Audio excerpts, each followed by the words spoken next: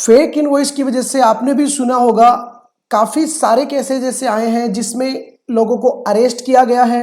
अभी रिसेंटली भी एक न्यूज आई है कि शिमला से एक 5 स्टार होटल से एक पर्सन को 14 दिन की पुलिस कस्टडी में लिया गया है। एलिगेशन था उन पे कि वो फेक इनवॉइसेस के कारोबार में इंडल्ज थे।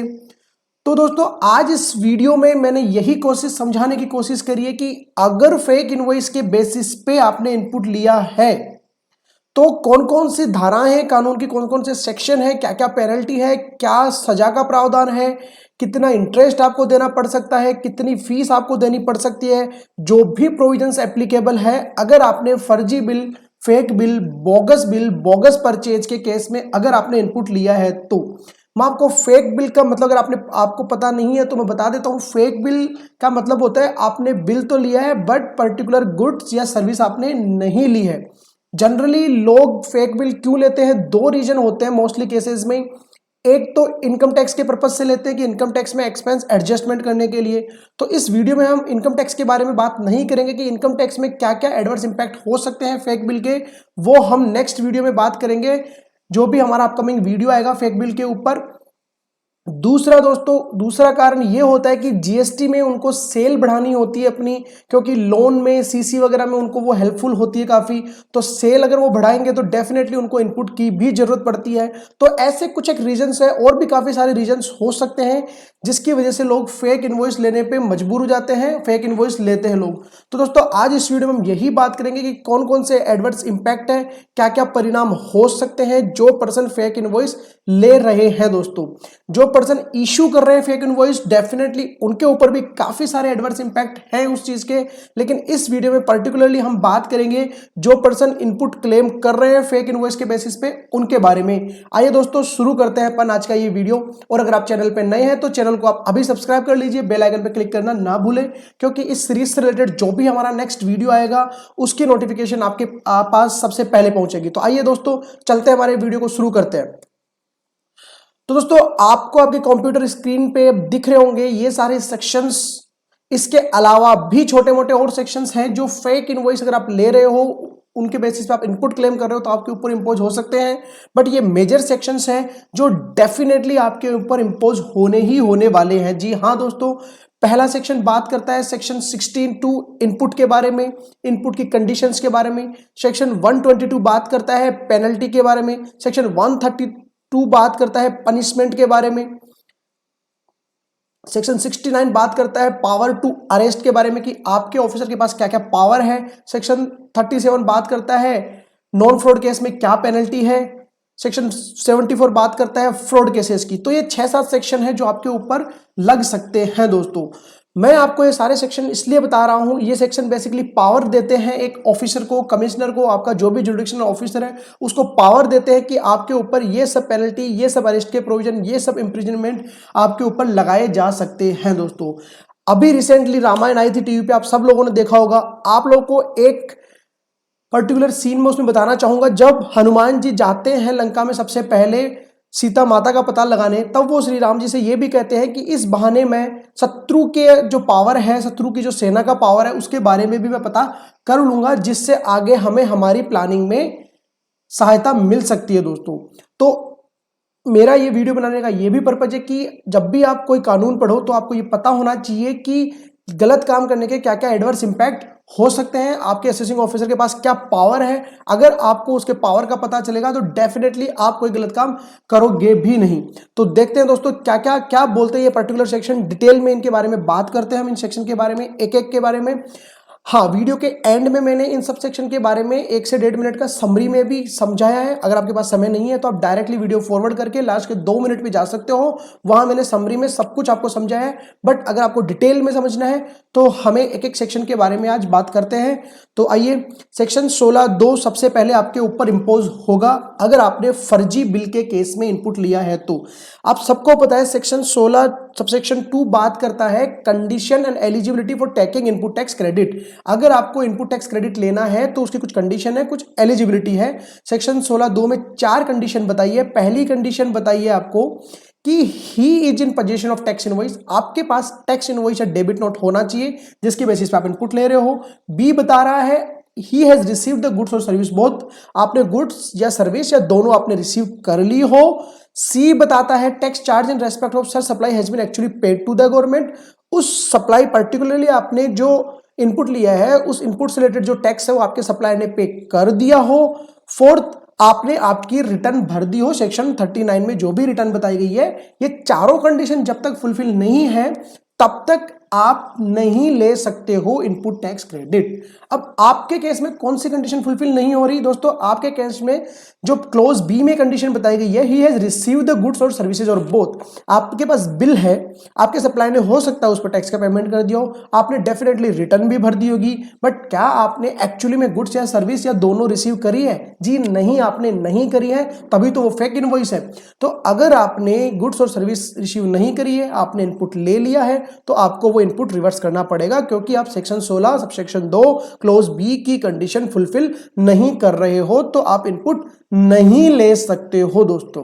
अब बात आती है, अगर आपने इनपुट ले लिया है, अगर आपने इनपुट अगर नहीं लिया है तो बहुत ही खुशी की बात है। अगर आपने इनपुट ले लिया है तो आगे और कौन कौन से सेक्शन आपके ऊपर इंपोज होने वाले हैं। दूसरी चीज, आपके को एक डाउट आएगा कि क्या सारे सेक्शन भी इंपोज हो सकते हैं एक साथ? दोस्तों ये भी मैं वीडियो के एंड में आपके साथ क्लियर करूंगा। अब दोस्तों सबसे पहले सेक्शन 16(2) में आप इनपुट ही नहीं ले सकते हो। अगर आपने अब इनपुट ले लिया है तो आपके ऊपर क्या क्या हो सकता है। सेक्शन 122 सबसे पहले आता है इस लाइन में, पेनल्टी फॉर सर्टेन ऑफेंसेस। दोस्तों सेक्शन 122 में काफी ऑफेंसेस के बारे में पेनल्टी बताई गई है, लेकिन इस वीडियो में हम बात करेंगे आपकी पर्टिकुलर ऑफेंस, वो कौन सी ऑफेंस है, आपने फेक इनवॉइस लिया है जिसके ऊपर आप इनपुट ले रहे हो उसके बारे में। तो दोस्तों, where taxable person who tax और utilise input tax credit without actual receipt और गुड्स और सर्विसेज ऑफ बोथ फुल्ली और partially in contravention of the provision of this act और the rules made thereunder. तो क्या बोल रहा है कि अगर आपने इनपुट लिया है या फिर उसको यूटिलाइज किया, ले लिया है एंड यूटिलाइज यूज नहीं है, या तो ले लिया है या यूटिलाइज, दोनों में से कुछ एक भी कर लिया है ना आपने, तो और कैसे? इन contravention of the provision of the act, कि कानून के जो धाराएं हैं, प्रोविजंस हैं, उनके अगेंस्ट जाके आपने लिए। सेक्शन कौन सा पढ़ा था पर? सेक्शन 16(2) में आपको गुड्स एक्चुअली रिसीव होने जाना चाहिए और बगैर उसके अगर आप इनपुट ले रहे हो तो क्या हो सकता है? ही shall be liable to pay penalty of 10,000 rupees और input tax credit avail whichever is higher. आपके ऊपर 10,000 रुपए और जितना इनपुट टैक्स क्रेडिट था उसमें जो आपने बुक किया है उस फर्जी बिल के थ्रू, उन दोनों में जो भी हायर अमाउंट होगा उतने अमाउंट की आपके ऊपर पेनल्टी लग सकती है दोस्तों। और ये मैं तो कहूंगा कि डेफिनेटली आपके ऊपर वो पेनल्टी लगेगी ही लगेगी। 10,000 रुपए प्लस 10,000 रुपए या फिर जितना टैक्स था विच एवर इज हायर। मान लो आपने बिल लिया 1 लाख का, उस पर 18% इनपुट था, तो 18,000 रुपए और 10,000 रुपए विच एवर इज हायर, 18,000 की आपके ऊपर पेनल्टी लग सकती है। वो लगेगी आपके सेक्शन 1 में। अब एक नया सेक्शन इंसर्ट हुआ है, एक नया सबसेक्शन इंसर्ट हुआ है बेसिकली सेक्शन 122 में। वो बात करता है सेक्शन 122 सबसेक्शन 1A, जो कि फाइनेंस एक्ट 2020 से नोटिफाई हुआ है।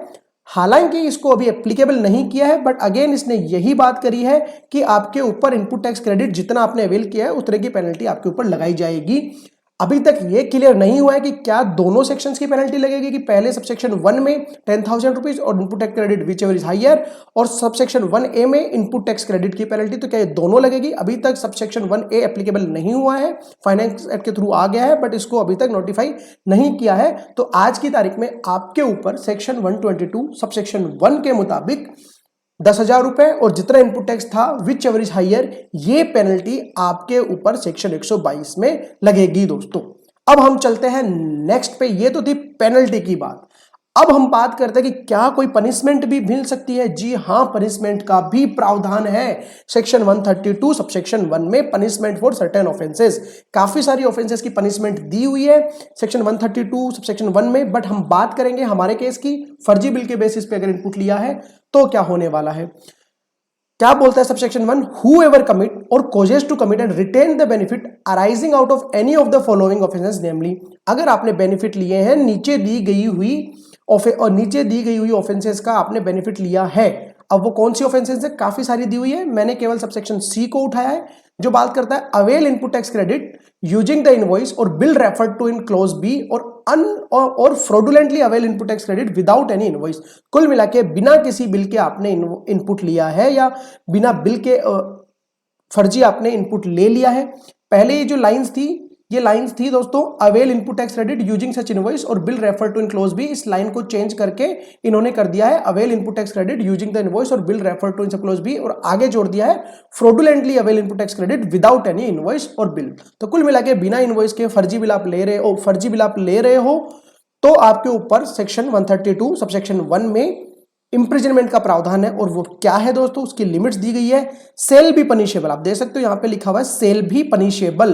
कितना पनिशेबल हो जाएगा आपको दोस्तों, ये पनिशेबल होगा अगर जो आपने इनपुट लिया है बिल के बेसिस पे वो एक्सीड कर रहा है 500 लाख रुपीस। कितना एक्सीड कर रहा है, 500 लाख रुपीस। अगर 500 लाख रुपए एक्सीड कर रहा है मतलब कि 5 करोड़, तो आपको इंप्रिजनमेंट हो सकती है दोस्तों 5 ईयर्स की, 5 साल की इंप्रिजनमेंट हो सकती है और फाइन भी आपके ऊपर लग सकता है।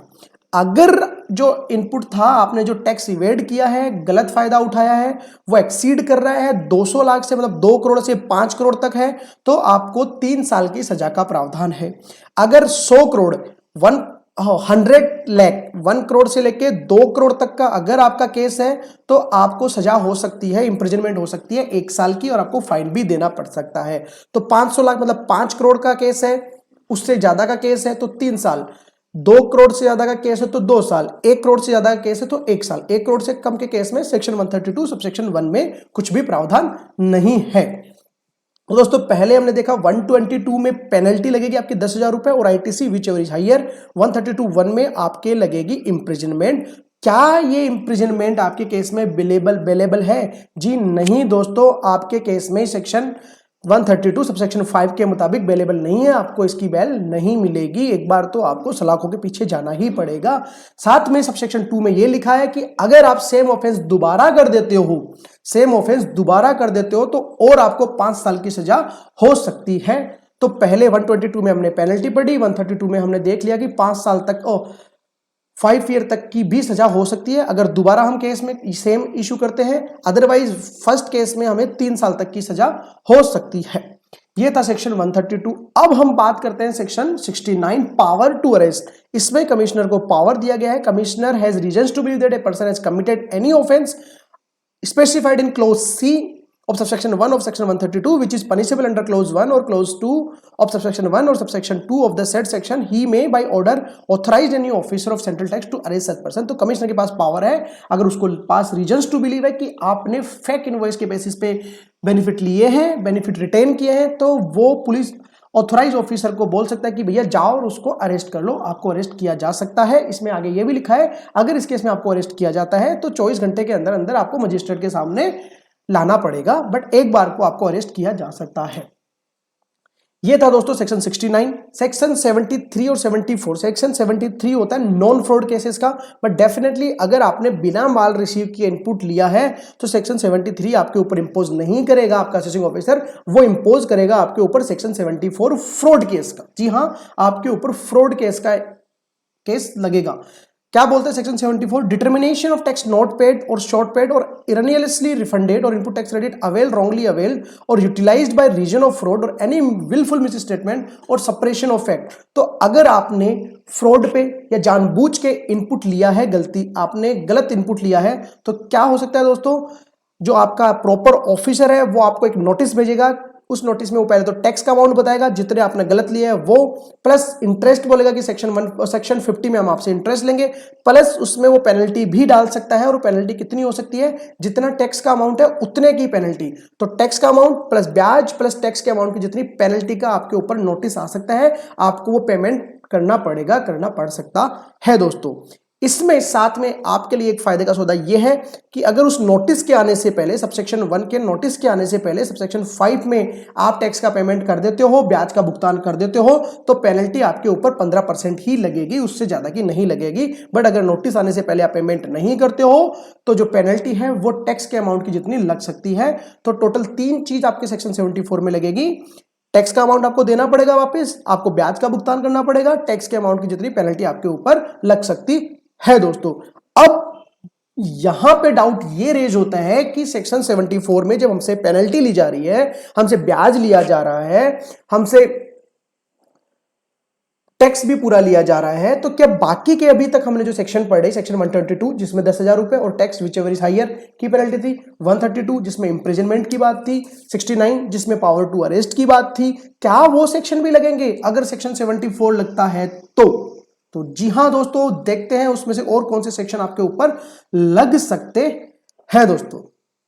साथ में इसमें यह कहा गया है, पहले और कौन कौन से सेक्शन लगेंगे उससे पहले मैं आपको एक चीज और बताना चाहता हूं। सेक्शन सबसेक्शन 8 में where any person chargeable with tax under subsection 1 pay the said tax along with interest payable under section 50 and pay a penalty equivalent to 50% of such tax within 30 days of issue of the notice, all proceeding in respect of said notice shall be deemed to be concluded. तो दो चीज है दोस्तों इसमें, notice आने से पहले अगर आपने टैक्स का पेमेंट कर दिया तो 15% पेनल्टी आप दे दो, नोटिस आने के बाद 30 दिन के अंदर आपने पेमेंट कर दिया तो 25% पेनल्टी लगेगी दोस्तों। टैक्स का तो डेफिनेटली पेमेंट करना ही है आपको, ब्याज भी आपको देना ही है, बट पेनल्टी जो है टैक्स के अमाउंट की जितनी नहीं लगेगी। अगर आपने नोटिस आने के 30 दिन के बाद भी पेमेंट नहीं किया है तो दोस्तों आपके ऊपर 100% की पेनल्टी लग जाएगी। अब हम बात करते हैं कि क्या और बाकी प्रोसीडिंग भी उसके ऊपर आएगी, तो इसके लिए मैं आपको सबसेक्शन 11 आपको एक बार रीड करना होगा। Where any person served with an order issued under subsection 9 pay the tax along with interest payable thereon under section 50 and a penalty equivalent to 50% of such tax within 30 days of communication of the order, all proceeding in respect of the said notice shall be deemed to be concluded। तो अगर आपके पास जब notice आया उसके 30 दिन के अंदर अंदर आपने टैक्स का पेमेंट कर दिया, पेनल्टी का पेमेंट कर दिया और ब्याज का पेमेंट कर दिया, तो बाकी जितनी भी सारी प्रोसीडिंग है आपके ऊपर नहीं लगेगी। मतलब सेक्शन 122 आपके ऊपर नहीं लगेगा, सेक्शन 132 आपके ऊपर नहीं लगेगा, ये सारे सेक्शन आपके ऊपर नहीं लगेंगे। लेकिन लेकिन लेकिन लेकिन लेकिन नीचे एक एक्सप्लेनेशन दी हुई है, उस एक्सप्लेनेशन में ये लिखा है all proceeding in respect of the said notice shall not include proceeding under section 132। तो सेक्शन 132 में जो इंप्रिजनमेंट की प्रोसीडिंग थी वो एक्सक्लूड नहीं हुई है। मतलब सेक्शन 74 आपके ऊपर लगने के बाद आप पूरी पेनल्टी, ब्याज, टैक्स जमा करा देते हो, उसके बाद भी सेक्शन 132 आपके ऊपर लग सकता है। जो सजा का प्रावधान उसमें दिया गया है, इंप्रिजनमेंट का प्रावधान दिया गया है 3 साल, 2 साल, 1 साल, वो आपके ऊपर अभी भी लग सकती है। जरूरी नहीं आप उससे बच ही जाओ दोस्तों। तो ये आपके लिए बहुत ही सीवियर केस है दोस्तों, ये एक बहुत ही बड़ा केस आपके ऊपर हो सकता है अगर आप फर्जी बिल के बेसिस पे इनपुट लेते हो तो दोस्तों इसमें पूरे वीडियो में हमने देखा कि फर्जी बिल जो ले रहा है उसके ऊपर क्या क्या एडवर्स इंपैक्ट आ सकते हैं। नेक्स्ट वीडियोस में हम बात करेंगे कि जो बिल इशू कर रहा है उसके ऊपर क्या इंपैक्ट आ सकता है। उसके नेक्स्ट वीडियो में हम बात करेंगे कि इनकम टैक्स में आपके ऊपर क्या इश्यू आ सकते हैं। उसके अलावा कोड ऑफ क्रिमिनल प्रोसीजर में भी सेक्शन 4420 और भी काफी 400 वाली सीरीज के सेक्शंस हैं जो आपके ऊपर एप्लीकेबल हो जाएंगे अगर आप फर्जी बिल का लेन देन करते हैं तो। अब जो भी अभी तक अपन ने सुना, देखा, पढ़ा, वो मैं वापस शॉर्ट समरी में आपको बताता हूं। अगर आपने फर्जी बिल लिया है, माल रिसीव नहीं किया है, तो सबसे पहले आप इनपुट लेने के ही अधिकारी नहीं हो सेक्शन 16(2) के हिसाब से। अगर आप ले लेते हो तो सेक्शन 122 में 10,000 रुपए और आईटीसी जो आपने लिया है विच एवर इज हायर, इसकी पेनल्टी लग सकती है। सेक्शन 132 में आपको इंप्रिजनमेंट हो सकता है 5 साल का, 3 साल का, 1 साल का। अगर 5 करोड़ तक का से ज्यादा का केस है तो 5 लाख, 2 करोड़ से 5 करोड़ तक का केस है तो 3 साल, और अगर 1 करोड़ से 2 करोड़ का केस है तो 1 साल। साथ में 69 में आपको तुरंत अरेस्ट किया जा सकता है। आप सोच रहे होंगे कि यार अरेस्ट और 132 ये क्या है। 69 में तो आपको तुरंत अरेस्ट किया जा सकता है और 132 में फिर आपको जब भी मजिस्ट्रेट के सामने ले जाया जाएगा वहां से आपको सजा होगी 5 साल, 3 साल और 1 साल की दोस्तों।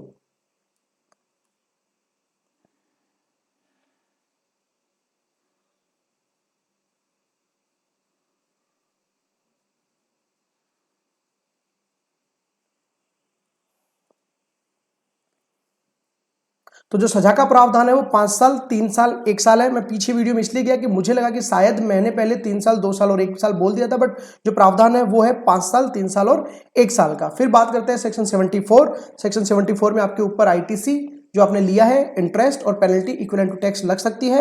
अगर आपने इनवॉइस आने के 30 दिन बाद पेमेंट किया है, इनवॉइस आने के 30 दिन के अंदर पेमेंट किया है तो पेनल्टी 25%, इनवॉइस आने से ही पहले आपने पेमेंट कर दिया है तो 15% की पेनल्टी आपके ऊपर लगेगी केवल और केवल दोस्तों। तो ये बेसिकली आपके सामने 6 सेक्शंस हैं जो कि इंपैक्ट करते हैं। उसके अलावा रूल्स भी हैं, रूल 89 आई थिंक रूल्स जो आपके ऊपर एप्लीकेबल है। वो रूल्स ये बोलते हैं कमिश्नर को पास राइट है कि आपका जो क्रेडिट लेजर है उसको भी ब्लॉक किया जा सकता है। आप आपका क्रेडिट लेजर से डेबिट ही नहीं कर पाओगे। जब आप रिटर्न भरने जाओगे तो आप इनपुट को यूटिलाइज ही नहीं कर पाओगे।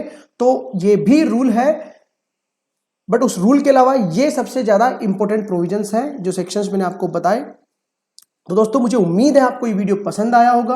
अगर आपको ये वीडियो पसंद आया तो वीडियो को लाइक कर दीजिए, चैनल को सब्सक्राइब कर लीजिए, बेल आइकन पर क्लिक करना ना भूलें। मिलते हैं किसी नए वीडियो में किसी नई अपडेट के साथ। तब तक के लिए ये वीडियो मैं यहाँ पे साइन ऑफ करता हूँ। Thank you so much. जय हिंद, जय भारत।